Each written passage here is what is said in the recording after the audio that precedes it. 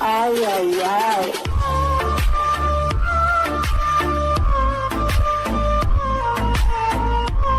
বর্ষায় যে রুমটাতে Jimin decorate করেছিল। আচ্ছা তুমি এখানে বসো, ও হয়তো কিছুক্ষণের মধ্যে চলে আসবে।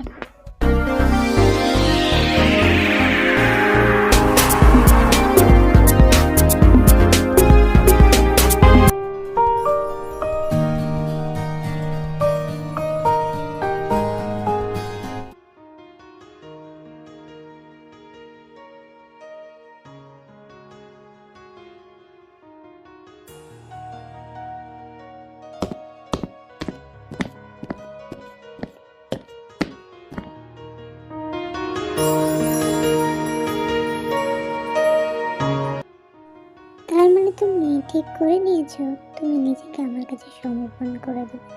গুড। মানে আপনি কি বলতে চাইছেন এইসব? কিছুই বোঝো না দেখছি।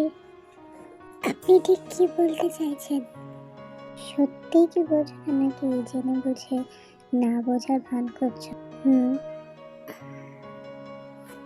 জাঙ্কুক ছাড়ুন, এসব কি হচ্ছে?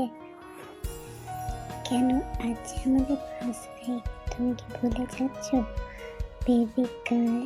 দেখো জাঙ্কুক, তুমি হয়তো ভুলে যাচ্ছ আমরা এখনো পর্যন্ত লিগালি হাজবেন্ড ওয়াইফ নয়, তাই তুমি আমার কিছু করতে পারো না। ও মাই ওয়াইফি, তুমি এত তাড়াতাড়ি ভুলে গেলে কিছুক্ষণ আগের ঘটনা?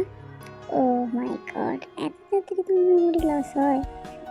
তখনই তার মনে পড়লো কিছুক্ষণ আগের ঘটনা। এবার তো খাবার দাওয়া সবারই হয়ে গেছে, সবাই খুব ক্লান্ত, যাও যে যা রুমে গিয়ে শুয়ে পড়ো।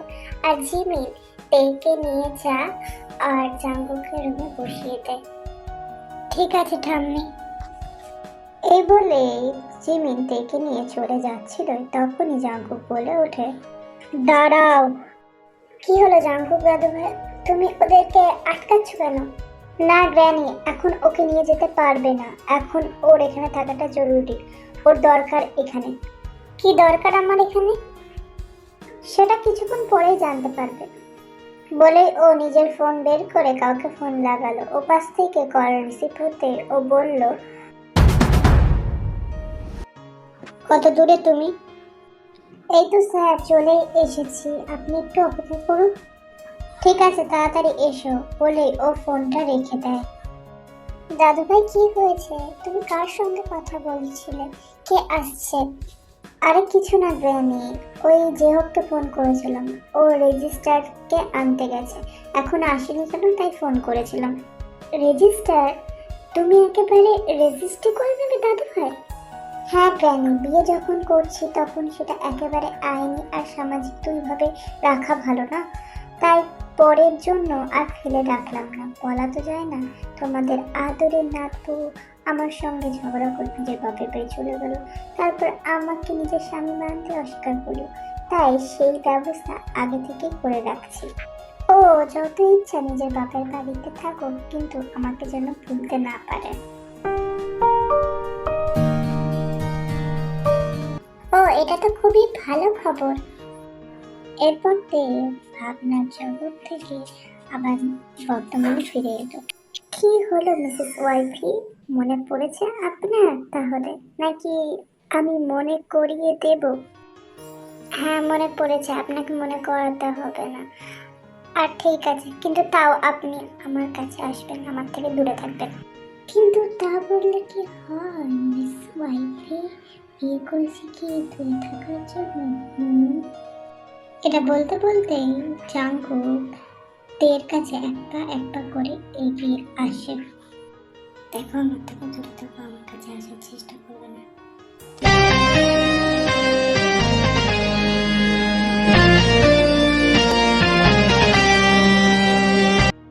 কি বললাম কানে কথা যাচ্ছে না? আমার কাছে আসার চেষ্টা করবে না। আর যদি তোমার কাছে আসি কি করবে তুমি? তাই অহেতুক নাটক করো না, ঠিক আছে? ছাড়ো আমাকে, ছাড়তে বলেছি, ছাড়ো, ছাড়ো আমাকে। আমি তো বললামই আমি তোমাকে ছাড়বো না।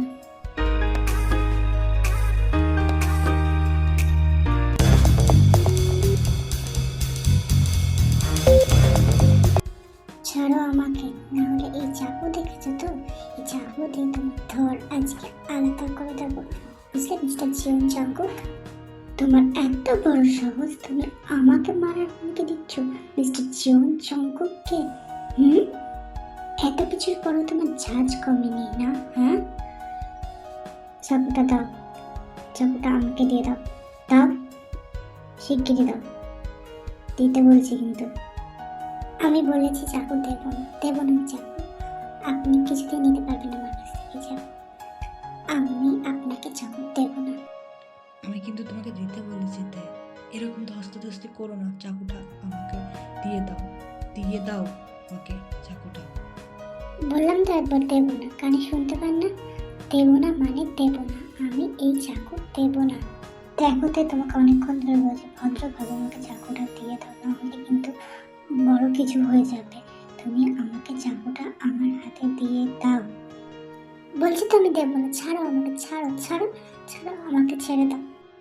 এইভাবেই ওরা ধস্তাধস্তি করতে থাকে। ধস্তাধস্তির মাঝে বেকায়দাবশত চাকুটা তের গায়ে লেগে যায়।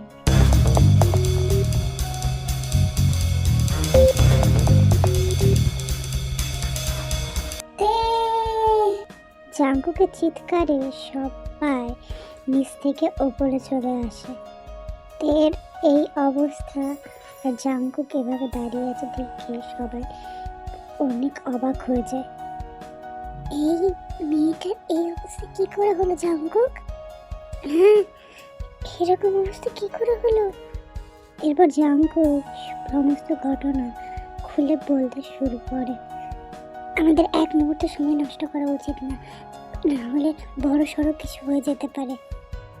না, আমি এখনই অ্যাম্বুলেন্সে কল করছি। দেখ দাদা, আজ তুই যা করেছিস এর ক্ষমা হয় না। তোর জন্য যদি তের কিছু হয় আমি তোকে ছাড়বো না, বলে দিলাম। না, তের কিছু হবে না, আমি তের কিছু হতে দেবো না। দেখে আমি সুস্থ করে আনবো, তে কিছু হবে না। এর মেঝেই অ্যাম্বুলেন্সের গাড়ি চলে আসে আর অ্যাম্বুলেন্সে তেকে নিয়ে যায়। হসপিটালে পৌঁছাতেই তেকে এমার্জেন্সি কেবিনে নিয়ে যাওয়া হয়। এরপর ডক্টর তে চেক আপ করতে লাগে। আর অন্যদিকে সুগা, দাদা দাদা আমাকে বাঁচাও দাদা। তে তে তে কোথায়? তে তে আমার বোন তে কোথায়? তে ও বিপদে আছে। স্যার, আপনি এত হাইপার হচ্ছেন কেন? কি হয়েছে আমাকে বলুন। আপনি এত হাইপার হবেন না, আপনার শরীর খারাপ করবে। তে আমার বোন কোথায়? আমার বোনকে ডাকো। কোথায় ও? ওকে ডাকো, আমার বোনকে ডাকো। তেকে দেখুন স্যার, আপনি এত হাইপার হবেন না, আমি তে ম্যামকে ডাকছি কিছুক্ষণের মধ্যে, একটু অপেক্ষা করুন স্যার। এরপর আয়ু তেকে ফোন করে। তের ফোনে যখন পায় না তখন ও জিমিনকে কল করে। জিমিনের ফোন অনেক কবার ট্রাই করার পর অবশেষে জিমিনকে কলে পাই। হ্যালো জিমিন ম্যাম, শুনতে পাচ্ছেন আপনি? হ্যালো হ্যালো, 1 সেকেন্ড, আমার একটা ইম্পর্টেন্ট কল আসছে, আমি একটু কথা বলে আসছি। এরপর জিমিন ওখান থেকে চলে যায়। হ্যালো, বলো আয়ু, কিছু কি হয়েছে? হ্যালো ম্যাম, আপনাকে ফোন করার জন্য সরি, কিন্তু সুগাসের জ্ঞান ফিরেছে এবং উনি তে ম্যামকে দেখতে চাইছেন। আমি কিছুতেই সামাল দিতে পারছি না ওনাকে। সুগার জ্ঞান ফিরেছে? ও তেকে দেখতে চাইছে? এখন কি করা যায়? ওকে তো সামাল দিতে হবে, কি করা যায়? আচ্ছা, তুমি এক কাজ করো, তুমি আপাতত ওকে কোনো একটা কিছু বলে সামাল দাও, আর পরে ওকে রেস্ট করিয়ে খাইয়ে দিয়ে পরে আমি যেখানে বলছি সেখানে নিয়ে এসো, ঠিক আছে? আচ্ছা ঠিক আছে ম্যাম, আপনি যা বলছেন আমি তাই করছি আপাতত। আচ্ছা ঠিক আছে আয়ু, তুমি এদিকটা সামাল দাও, আমি রাখছি এখন, ঠিক আছে?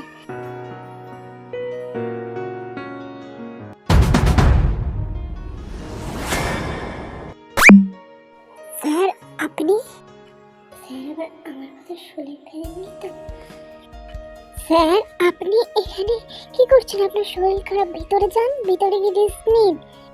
তুমি আমার থেকে কি লুকাচ্ছ? কই স্যার, আমি তো কিছু লুকাচ্ছি না, আমি তো তে ম্যামকে ফোন করেছিলাম, উনি বললেন উনি এখন একটু বিজি আছেন, আসতে পারবেন না, পরে দেখা করে যাবে আপনার সাথে। কেন জানি আমার মনে হচ্ছে আমাকে মিথ্যে বলছে, কিন্তু ও তো কারোর সাথে কথা বললো, ও তো তের সাথে মনে হয় কথা বলে। কি হলো স্যার, আপনি দাঁড়িয়ে আছেন কেন? আপনার খাওয়ার সময় হয়ে গেছে, খেয়ে ওষুধ খেতে হবে আপনার, না হলে শরীর খারাপ করবে। চলুন ভিতরে। তুমি আমাকে মিথ্যে কথা বলছো না তো?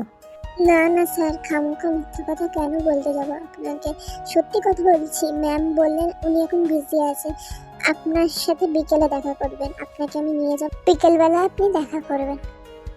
আচ্ছা ঠিক আছে, চলো। এরপর আয়ু সুগাকে নিয়ে কেবিনে চলে যায়। এরপর সুগাকে ব্রেকফাস্ট দেয়, ব্রেকফাস্ট খাওয়ার পর সুগাকে মেডিসিন দেয়, এরপর সুগা ঘুমিয়ে পড়ে।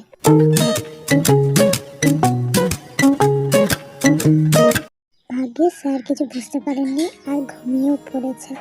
এবার আমি এখান থেকে যাই। এরপর আয়ু কেবিন থেকে বেরিয়ে সোজা চলে যায়। এরপর সুগা বিছানায় উঠে বসে নিজের বেড থেকে নেমে পড়ে। এরা ঠিক আমার থেকে কি লুকাচ্ছে আমাকে জানতে হবে, তার আগে আমাকে এই কেবিন থেকে বেরোতে হবে।